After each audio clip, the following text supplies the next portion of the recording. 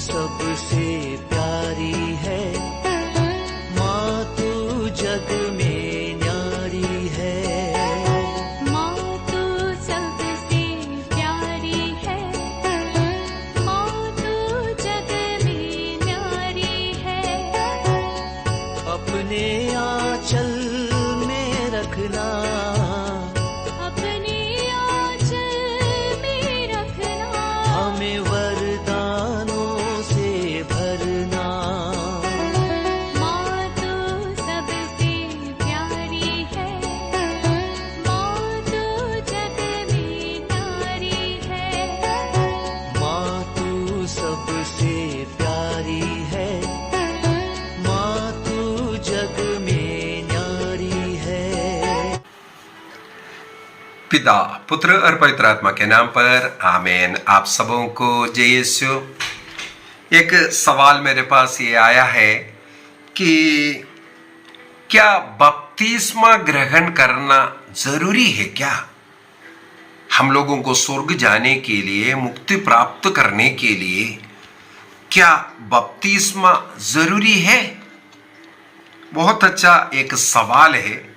विशेषकर जो कुछ क्रिस्त भक्त लोग होता है, उनके मन में बार बार उड़ने वाला एक सवाल है, क्या हमें बपतिस्मा लेना जरूरी है?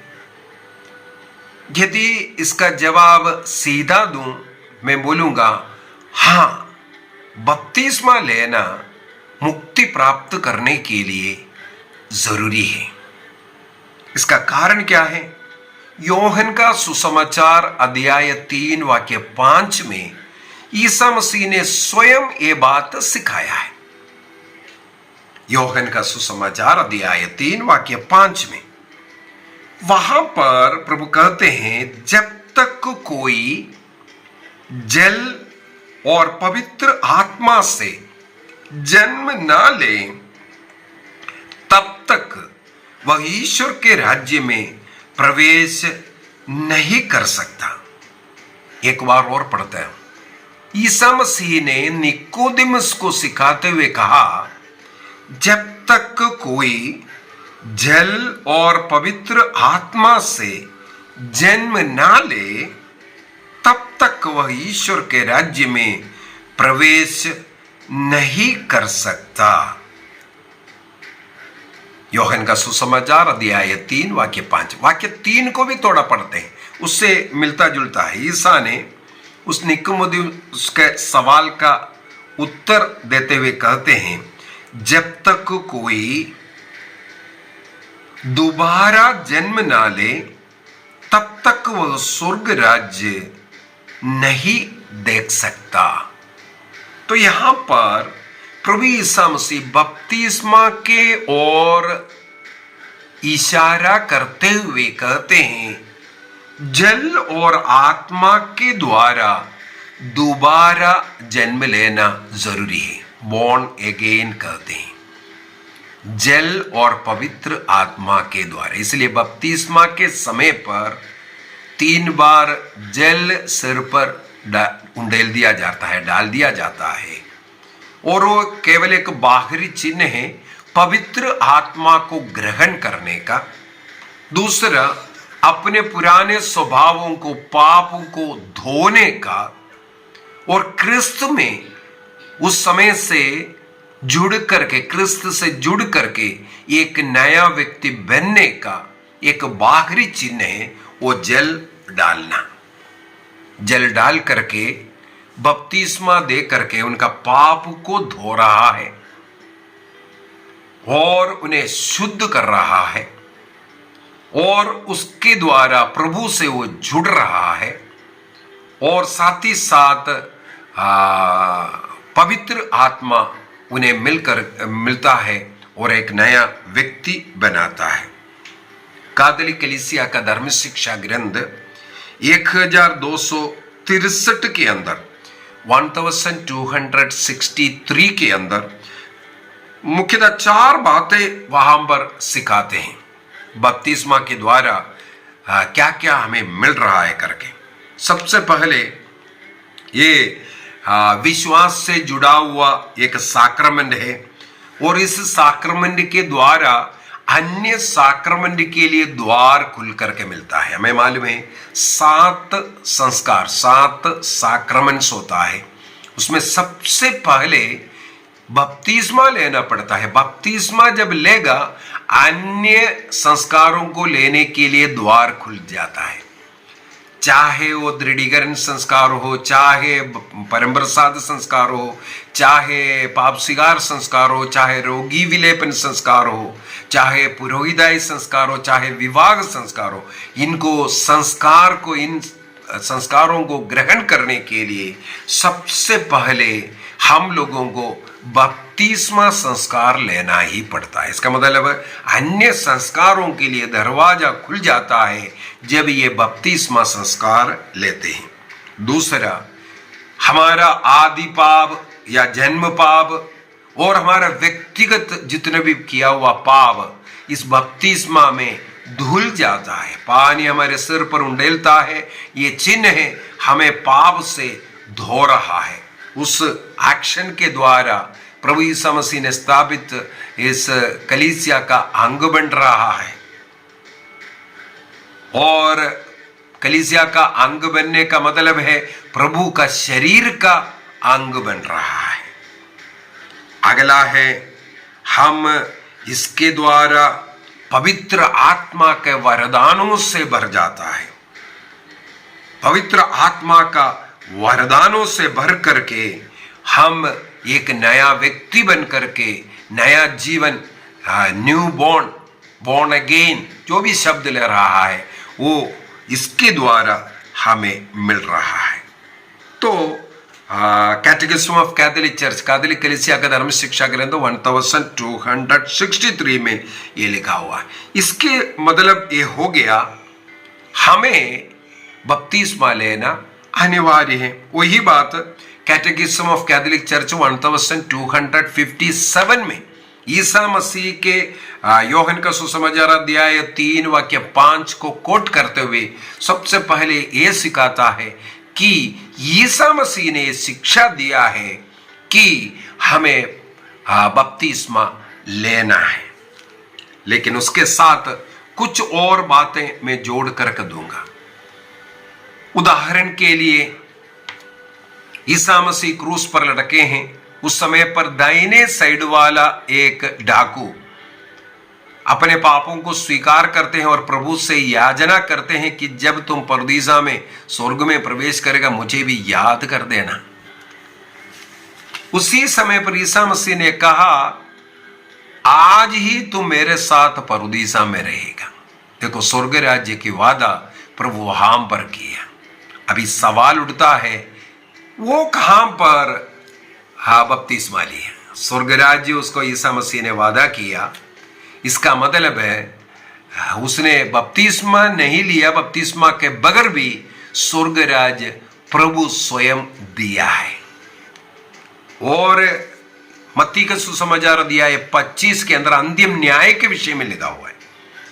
अंतिम न्याय के समय पर ईश्वर मनुष्यों को 2 भागों में विभाजित करता हुआ दाहिने के और जिस उनको रखा था उनको बोला, अनादिकाल से जो जगह प्रभु ने तैयार किया है आओ उसमें प्रवेश करो, अर्थात स्वर्ग राज्य में उनका स्वागत कर रहा है।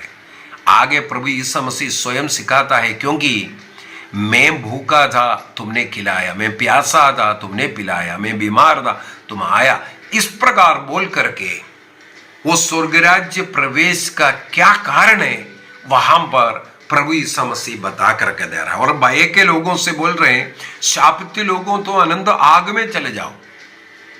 वाक्य 44 के अंदर लिखा है, इन 99 में से किसी एक के लिए जो जब तुमने नहीं किया मेरे लिए नहीं किया। इसका मतलब पुण्य प्रवृत्तियां, अच्छी प्रवृत्तियां प्रभु के सिखाए हुए रास्ते पर ना चलने वाले को नरक देता हुआ भी हम देख रहा है। इसका मतलब वहां पर स्वर्ग राज्य में प्रवेश करने के लिए कुछ कर्म प्रवृत्ति जो मसीह के साथ जुड़ करके जो कार्य किया वो लिखा है। वहां पर भी हम लोग कहीं बपतिस्मा के विषय में नहीं देखा। ईसा मसीह ने स्वयं सिखाया बपतिस्मा होना जरूरी है, लेकिन हम लोग बाइबल के अंदर ही देख रहा है, बपतिस्मा के बगैर भी प्रभु लोगों को स्वर्ग भेज रहा है। इसलिए कैटेकिज्म ऑफ कैथोलिक चर्च 1259 में और कुछ और अन्य अनेकों बातें हैं, ये सब पढ़ करके हम देखेंगे। बाइबल के कुछ बातों को देख करके यदि हम देखेंगे, वहां पर हम ये देख सकता है विशेषता, ये जो बपतिस्मा है, 3 प्रकार बपतिस्मा हो सकता है। एक तो ईसा मसीह ने कहा जो जल का जो बपतिस्मा, जो चर्च अथॉरिटी जो दे रहा है, जो विश्वासियों को जो दे रहा है, ईसा मसीह के शरीर का अंग बना रहा है, ये एक तरीका।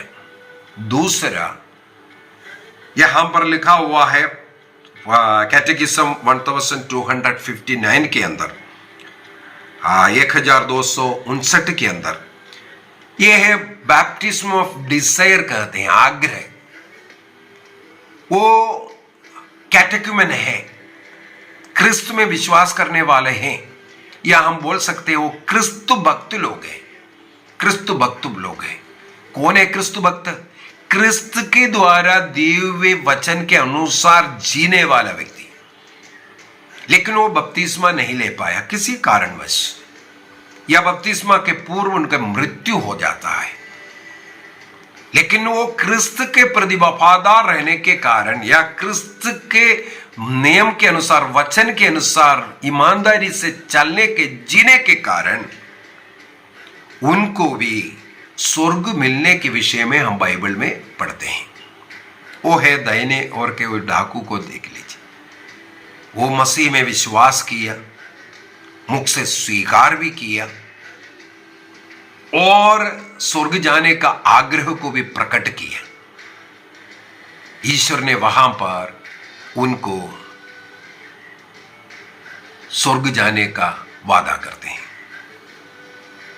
और अगला है, कुछ लोग क्रिस्त के प्रति शहीद हो जाते हैं, क्रिस्त के लिए मर रहा है, बपतिस्मा नहीं लिया, लेकिन क्रिस्त विश्वास के कारण कई लोगों का मृत्यु हो जाता है। आज भी दुनिया में हम ये देख सकते हैं, हमारा भारत देश के अंदर भी ऐसा कई घटनाएं हो चुका है, जो क्रिस्त में विश्वास करने के कारण उनके प्रियजन उनकी हत्या करता हुआ और घर से निकालता हुआ या पीठाएं दे रहा है। क्रिस्त में विश्वास के कारण कितने लोगों को अपना जान खोना पड़ा। ये बात हम लोग देख सकते हैं, जो उड़ीसा के कंधमाल में कितने क्रिस्तियों को, जो विश्व हिंदू परिषद हो या उनके जो संगठन है, सब मिलकर के हत्या किया। तुम क्रिस्त को छोड़ दो, जिंदा रहो। गले तक गड्ढा खोद करके उसके अंदर मिट्टी भर करके रखा, केवल मुंह सिर बाहर था। बोला अब बोलो, तुम्हें छोड़ देंगे, जिंदा रखेंगे। बोला नहीं, क्रिस्त को हम नहीं छोड़ सकता। जब इस प्रकार अनेकों लोगों का हत्या, हजारों की हत्या हम लोग देखते हैं क्रिस्तीय होने के कारण, और आज भी हमारे भारत देश में क्रिस्तीय होने के कारण कितना सहन करना पड़ता है, अपमान निंदा सहन करना पड़ता है। ट्रेन में सफर कर रहा है, पकड़ करके उतार रहा है। हमारे देश में आज भी हो रहा है, कुछ न कुछ झूठे अभियोग लगा करके निकाल रहा है। झूठ के ऊपर झूठ की कहानी बना करके कितने लोगों को जेल में बंद किया। इस प्रकार जो सहन करने वाला या रक्त बहाने वाला शहीद, यदि वो बपतिस्मा भी नहीं प्राप्त किया, क्रिस्त के कारण जो सहन कर रहा है, उनके लिए स्वर्ग राज्य निश्चित मिलेगा। ये कैथोलिक कलीसिया सिखाते हैं। इसका मतलब है बपतिस्मा या किसी साक्रमेंट ईश्वर की दया करुणा का एक लिमिट नहीं है। ईश्वर दयालु है, दया सागर है, करुणा सागर है। सबों की जो है मुक्ति प्रभु चाहता है। वो इस साक्रमेंट तक वो बनाकर के नहीं रखा है। ईश्वर मुक्ति के लिए जो नियम इस साक्रमेंट तक अर्थात बपतिस्मा तक लिमिट कर करके नहीं रखा है। उनकी करुणा उससे भी परे है। ईश्वर की करुणा उससे भी परे है। हाँ, साधारणता हमें बपतिस्मा ग्रहण करना, हमारे विश्वासी जीवन हमारे ओर से होना जरूरी है। एक ओर से हम लोग बोल सकता है एक व्यक्ति के मुक्ति के लिए ईश्वर की करुणा की जरूरत है, साथ ही साथ हमारा जो सहमति भी जरूरत है। ईश्वर की करुणा और हमारी सहमति अर्थात ईसा मसीह को मुक्तिदाता के रूप में स्वीकार करते हुए हमारे जीवन, प्रभु के पद चिन्हों पर हमारा जीवन, ये दोनों मिलकर के हमें मुक्ति मिलता है। ये दोनों मुक्ति मिलता है। इस दोनों मिलने के समय पर हम बपतिस्मा ग्रहण कर और अन्य संस्कारों को ग्रहण कर उसके योग्य जीवन जीते हैं। लेकिन संसार में कई कारण ऐसा है, उनके हो सकता है जीवन हानि हो सकता है। ईश्वर ये नहीं बोल रहा है तुम मर करके बपतिस्मा ग्रहण करो। अपना रक्त का जो बपतिस्मा जो कहा जाता है, रक्त का बपतिस्मा भी कहते हैं, जो शहीद होता है उसको रक्त का बपतिस्मा, पानी का बपतिस्मा नहीं, वो रक्त का बपतिस्मा लिया। लेकिन ईश्वर ये नहीं बोल रहा है तुम रक्त का बपतिस्मा ले लो। हाँ, कई लोग अपने विश्वास के साथ उसको ग्रहण कर रहे हो, वो अपना विश्वास प्रकटन है। यदि इस कारण उनकी हत्या, उनका जीवन में कोई ऐसा प्रॉब्लम हो सकता है, तब प्रभु का एक विश्वस्त सेवक दास बन करके यदि बपतिस्मा भी नहीं ग्रहण किया, उस आग्रह की बपतिस्मा वहां पर आ जाता है। आग्रह की बपतिस्मा, प्रभु को पाने का, प्रभु के शरीर का अंग बनकर रहने का, प्रभु का साक्षी बनकर रहने का वो आग्रह उनके अंदर था। इस कारण वो भी मुक्ति प्राप्त करेगा, ये हमें कैटेकिज्म सिखाते हैं। इसका मतलब है जो सवाल किया था उसका उत्तर डायरेक्टली अगर बोले, साधारणता जो कंडीशन है वो बपतिस्मा की जरूरत है। एक साधारण नॉर्मल जनरल कंडीशन बपतिस्मा की जरूरत है। ईश्वर की उससे बढ़कर के ईश्वर की करुणा और हमारी सहमति है स्वर्ग राज्य का जो यात्रा, जो मुक्ति मिलने का मार्ग। उसके लिए यदि हम संभव है तो बपतिस्मा ग्रहण करना चाहिए। यदि बपतिस्मा के पूर्व किसी व्यक्ति प्रभु में जीवन जिया था तो उन्हें भी मुक्ति मिलेगी। और जो लोग प्रभु के कारण शहीद हुए, रक्त बहाए, या अपने जीवन में अनेकों कठिनाइयों प्रभु के कारण सहन करना पड़ रहा है, जिंदा तो है लेकिन मरने के से बढ़ करके इस प्रकार कष्ट पीड़ा लोगों से सह रहा है, निश्चय ही वे भी मुक्ति पाया हुआ लोग हैं, उन्हें भी मुक्ति मिलेगा। आइए हम अपनी आंखें बंद करें, प्रभु को धन्यवाद दें। बपतिस्मा के द्वारा प्रभु का शरीर का अंग बनने वाला, कलीसिया का सदस्य बनने वाला, हम लोग पाप को धोते हैं उसके द्वारा और अन्य संस्कारों को ग्रहण करने योग्य बन जाते हैं। क्रिस्त का शरीर का अंग बनकर एक नया व्यक्ति बनता है और पवित्र आत्मा आकर पवित्र आत्मा के वरदानों से, फलों से हमें भरता है, एक नई सृष्टि बनाता है। इसलिए प्रभु को धन्यवाद दे, प्रभु को जानने, उनकी करुणा दया का अनुभव करने, उस प्यार में रहने के लिए प्रभु हमें योग्य बनाया। धन्यवाद दीजिए। पिता, पुत्र और पवित्र आत्मा के नाम पर आमीन। आप सबों को जय यीशु।